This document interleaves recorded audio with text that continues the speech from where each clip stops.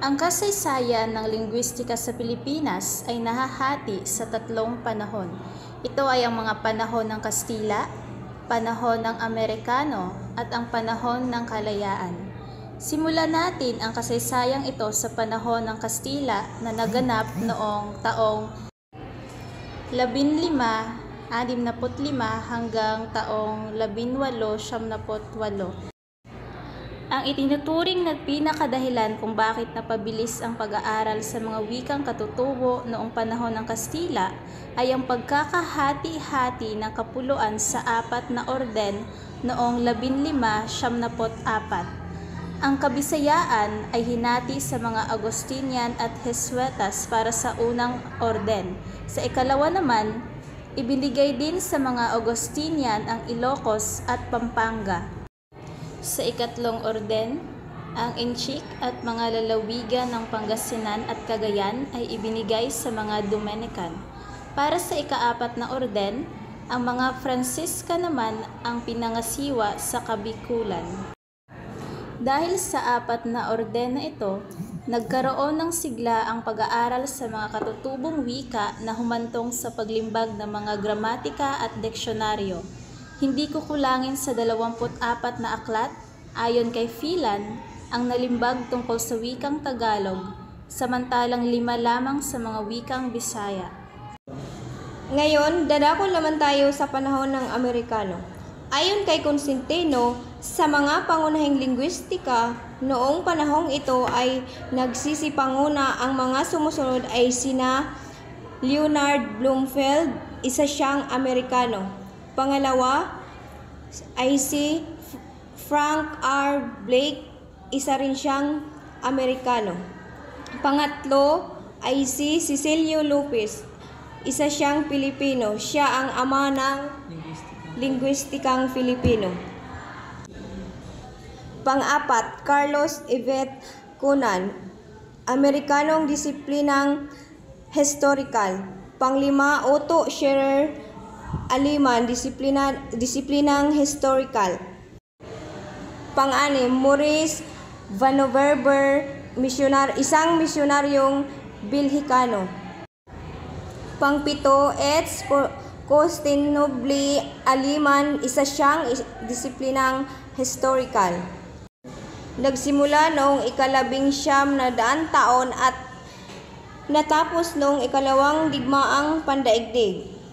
Layunin nila ay maihasik sa sambayanang Pilipino ang ideolohiyang demokratiko. Tatlong makaagham na gramatika ng Tagalog na sinulat ni Bloomfield, 1917, Blake, 1925 at Lopez, 1941. Sa pagpapatuloy sa panahon ng Amerikano, si Carlos Everett Conant, isang Amerikano, ay nagkaroon ng kontribusyon sa linguistika sa Pilipinas. Ito ay ang The R.G.H. Law and Philippine Language taong 1910 at The Pipet Law in the Philippine Language sa taong 1912. Ito ay ang pinakakilalang pananaliksik niya na tumatalakay sa nagaganap na pagbabago sa mga tunog ng iba't ibang wika sa kapuluan. Ito ay may 8 wika sa Pilipinas. Hindi kasali ang mga dialiko. Sa R.G.H. Law ni Conant, ang angkan ng wikang Malayo-Polynesyo na pangalawang pinakamalaking angkan sa buong daigdig ay lumaganap sa mga kapuluan ng Pasipiko at sa gawing kanluran ng Madagascar. Ang mga wika sa Pilipinas, maliban sa Chabacano, Zamboanga at Ermita, ay sinasabing nagmula sa wikang Indonesyo. Ayon kay Conant, bilang tagapagsaling wika ng pamahalaan, ang karamihan sa mga wikang Pilipinas ay may tunog na G sa RGH na katinig, nang ibig sabihin ay nagiging G sa karamihan ng wika sa Pilipinas ang P, MP at R, ngunit may ilan ding nagiging R, L at O, kaya naman ay Y. Kaya't pinangkat ni Conant ang wika sa Pilipinas ayon sa kinauwian ng RGH Nakatinig. Sa pagsusuri ni Conant ay lumalabas na ang Tagalog, Bicol at ang wikang Bisaya tulad ng Cebuano, Hiligaynon, Waray, Kinarayan at Romblomanon ay ang mga wikang G. Gayon din ang Ibanag, Maguindanao, Tausog, Solo at Bagubo. Ang mga Ilocano at Tiroraray ay wikang R. Ang mga Kankanaey, Ibaloy, Bantok, Kalamian at Pangasinan naman ay wikang L. Ang mga Pampango, Ivatan at Sambal ay wikang Y. Kay Blake naman, siya ay nakasulat ng hindi kumulang sa 27 artikulo tungkol sa iba't ibang wika sa Pilipinas. Halimbawa ng kanyang mga isinulat ay ang pagkakatulad at pagkakaiba ng wikang Bisaya, ang pagkakatulad at pagkakaiba ng wikang Bisaya at Tagalog, at ang mga hiram na Tagalog sa Sankrino. Ang pinakamahalagang kontribusyon niya ay ang kanyang aklat tungkol sa gramatika ng Tagalog. Sa kanyang paraan ng paglalahad ay malinaw na makikita ang impluwensya ng mga mahuhusay na mambabarilang Kastila tulad ni Tutanes. Sa pagsusuri ni Blake sa Tagalog at iba pang wika sa Pilipinas ay labis na niyang napag-ukulan ng pansin ang tatlong magkakaugnay na mga unit sa gramatika. Ito ay ang verb, ang voice at ang case. Sinasabi niya na bilang alintutuning pangkalahatan, masasabing ang lahat ng salita sa Tagalog ay maaaring gawing pandiwa. Kay Blomfield naman, ang kalahatang aklat niya na may pamagat na language noong 1933 na kinapapalooban ng mga mahalagang pag-aaral sa gramatikang Tagalog at kaalinsabay sa paglaganap ng lingwistikang Blomfieldian pagkatapos ng ikalawang digmaang pandaigdig.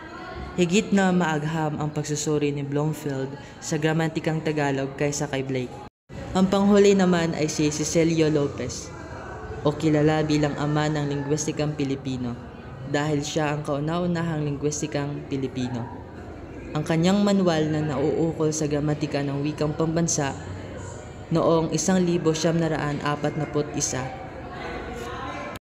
Ito ay pinalimbag niya na pinakamahalagang ambag sa larangan ng lingwistikang Pilipino.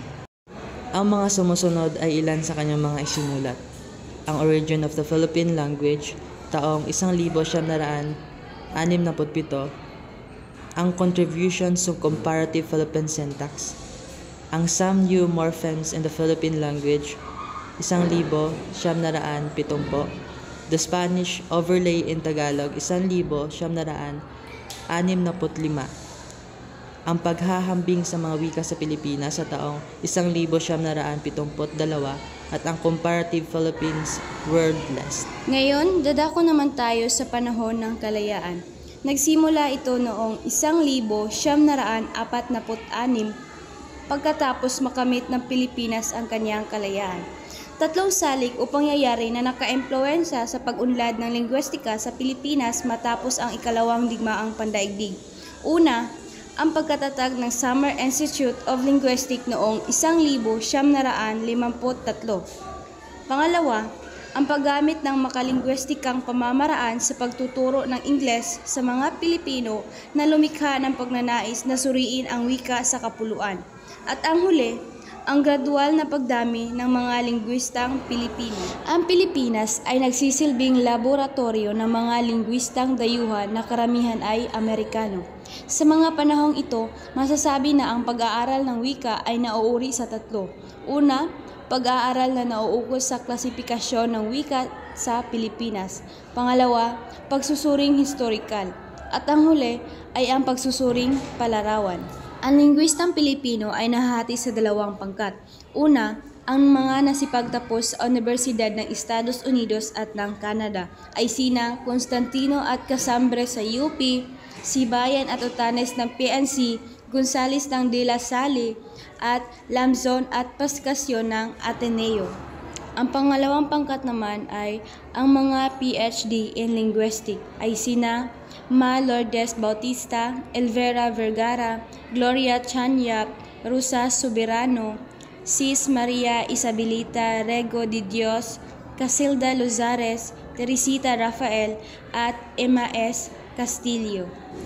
Ngayon ay ating ipagpapatuloy. Ang Summer Institute of Linguistics ay ang pinakamalaki at pinakamalaganap na sanay sa Pilipinas. Higit na pinag-uukulan ng pansin ang mga wikang di gaano malaganap.